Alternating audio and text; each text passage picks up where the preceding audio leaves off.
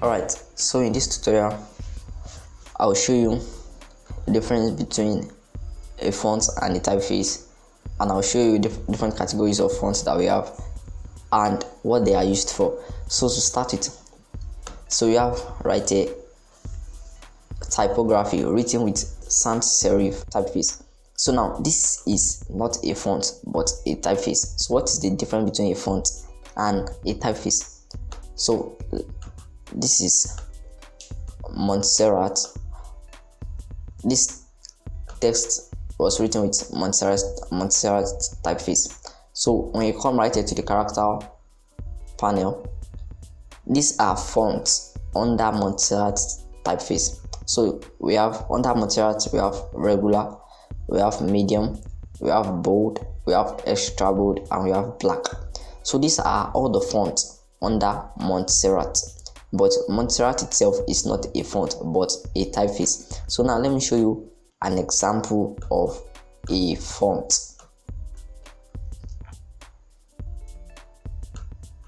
So this we have right here. This is not a typeface, but this is a font. Why? Because it doesn't have any other font under it. It is just one font. Can you see that? It is just a font at a time. So it is just a font. There is no different weight under it. So it's just a font. So this is basically the difference between a font and a typeface. So anytime you see font like this, you know this is just a font. So anytime you see a typeface like Montserrat, Poppins, you know those ones, they are typeface because there are a lot of fonts under them. Alright, so that's basically the difference between a font and a typeface. Now moving on to the different category of fonts or typeface that we have. So we have typography written with different fonts or typeface. We have four major categories of fonts, and I'll be going through that very quickly and showing you what they are used for. So we have right here typography written with a serif font. Now why are these categories of fonts called serif? They are called serif because they have this thing that looks like an anchor. They are called serifs. This that I are seeing right here, they are called serifs. So that's why this type of font or typeface are referred to as serif. So they are referred to as serif font because of these serifs that they have. And this is the oldest type of font. So this kind of font are basically they are used for historical designs because they bring that old vibe, because they are the oldest type of font. So most designs that do it history, historical facts, they tend to use serif font for them because they are the oldest type of font. So after serif, we have another category of fonts or typeface called sans serif. So sans serif is a type of font or typeface that is very clean. After the advent of serif, we have sans serif. Sans serif is a font or typeface that is adopted by mostly modern brands because they bring modern vibe. They are clean. They are used for writing a lot of things on the design. When you have a lot of things that you want to write on the design, so most people use sans serif font because they are very clean and readable, and they bring that modern vibe. So most modern brand use sans serif font as their brand font. After sans serif typeface, we have another category called script font.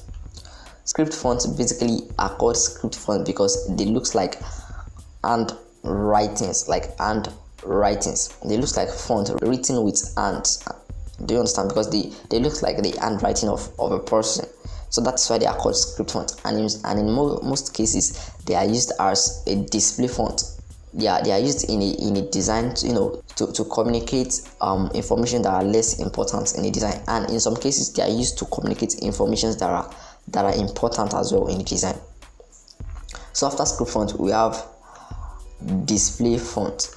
So this display font are called display font because they have a kind of unique features, something that distinguishes them from the others. So when you look at this font now, it has a kind of uniqueness. So there's just something unique about the font, the way it was customized. There's just something unique about it. So this is why this font are called display font, and in most cases they are used for theme in a design, the theme of a flyer design. So most themes are written with display font because they have that uniqueness. Okay, now take this as an example. So this is a flyer I designed for myself on my birthday. So I used a display font right here to write the birthday. You can actually see this more or less like a script font, and that is why I said this script font also are used as a display font in some cases. But you can also say this is a display font because it has some uniqueness. But when you look at the other information that I wrote, like the name Benson Colade Victor and the other informations, I used a sans serif font, not a display font. I said most sans serif fonts are used to write, when you have a lot of information that you want to put on a flyer design, you use stuff like sans serif fonts because they are readable. You can easily read this. But if this is written with a display font, you can hardly read this. So that's why I said display font are used for theme in a design, and stuff like sans serif font are used to write a lot of things on a design. That's just the basic knowledge you have to have about typography, knowing the difference between a font and a typeface, and the different categories of font that we have, and what each kind of font or category are used for.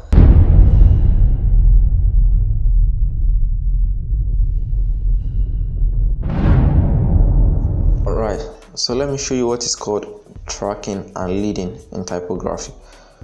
So you have something like this.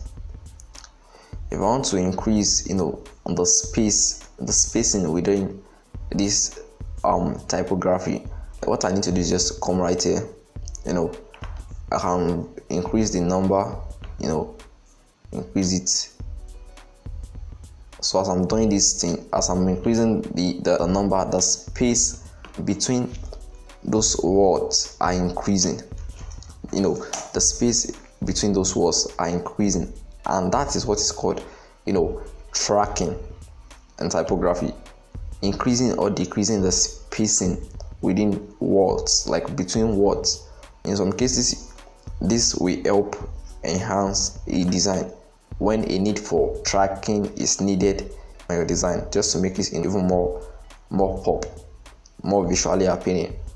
Alright, so what's called leading? I just finished showing you tracking. So what's called leading in a design? So this basically this, and when I pressed enter on my keyboard, I have something like this. So how do I fix this? So all I need to do is just to come right here and increase the size. Alright, so what I'm doing right now is called leading. So I'm increasing the spacing between the typo and the graphic. This kind of font customization is needed when you want to to highlight a particular part of your typography, when you feel one part is more important than the other. So one needs to be bigger and the other needs to be smaller, just for the purpose of contrast. So you can highlight this typo alone and just increase the size right here. So can you see that? Just for the sake of contrast. So anyone that is reading this will firstly read typo before graphic. So you want to communicate typo first to the audience, then you have to use this kind of method. So that is one of the advantage of leading. And I did something earlier that I just feel I have to explain why it is that way. When you're dealing with font customization, I need to make some part of your font more pop to pop out than the other, and you tend to cut out some parts. You won't want to break it just anyway. Doing something like this is wrong. Doing something like this is wrong. You will want to break it in a syllabic way. You have to look for a way to break it in a syllabic way. So when you have something like typo, and then graphy, it makes sense that way than having something like typog and then raphy. It doesn't make sense that way. So when you're dealing with something like this, just make sure you see to it that it is done in a syllabic format. So that's just all there is to tracking and leading.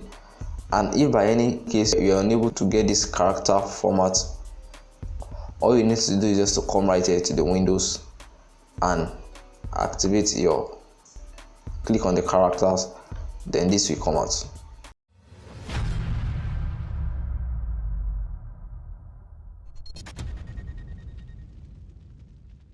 So basically, this is my text layer right here. The font I am using is Bebas. So right click on the layer and choose convert to shape. Then come right here. You might not see this. All you have to do is just come right here and select part selection tool, and then this will actually pop up. Then just draw out the angle where you want to stretch out.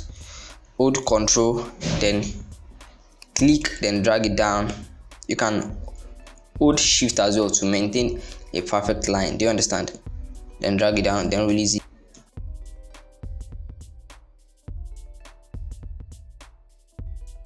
Hold on Control, then drag it up this way. Hold Shift to maintain a perfect straight line.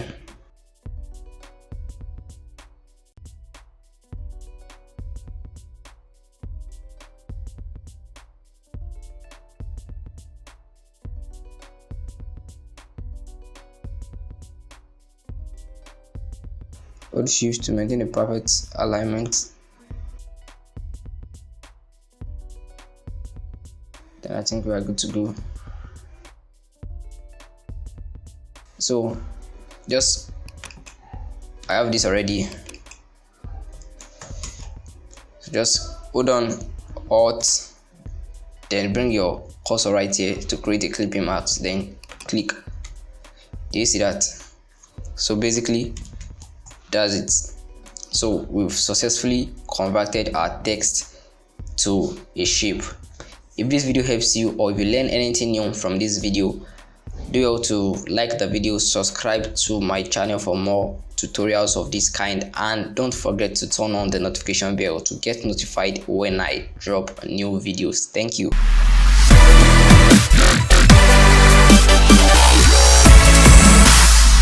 In this tutorial, I will show you how to customize any text effect you downloaded online. So come right here. This is the layer where you edit what was already written here to whatever you want to customize it to. So right click, edit content, then to open another workspace entirely, then choose OK. Highlight this and write whatever you want to write. For me, I'm going with power. Right, so we have power right here. So press Ctrl S on your keyboard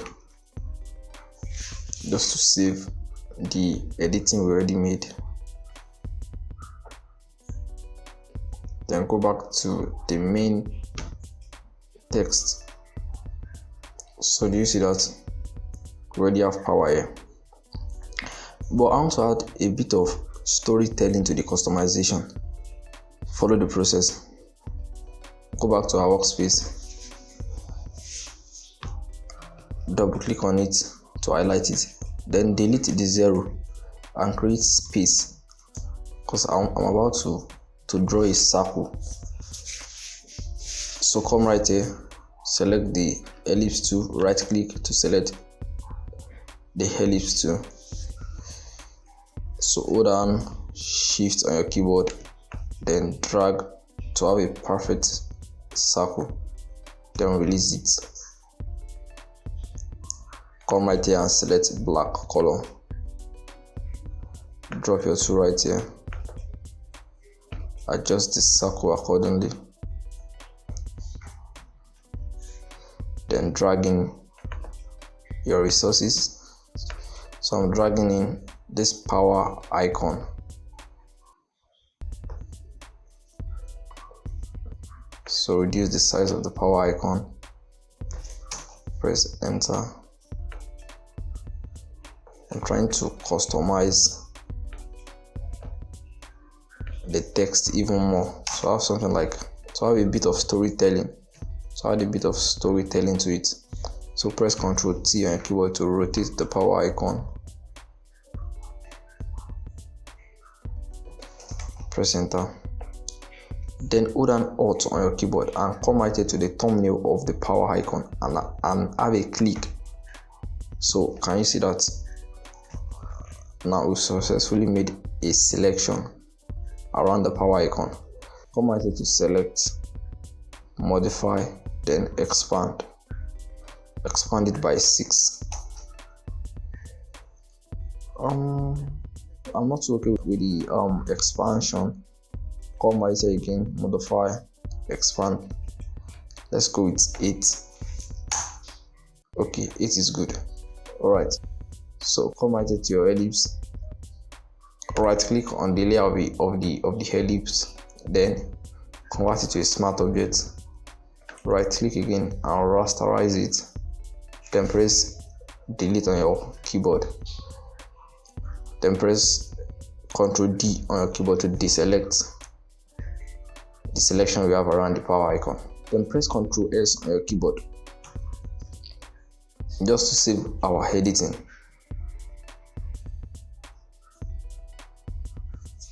Then go back to the main text.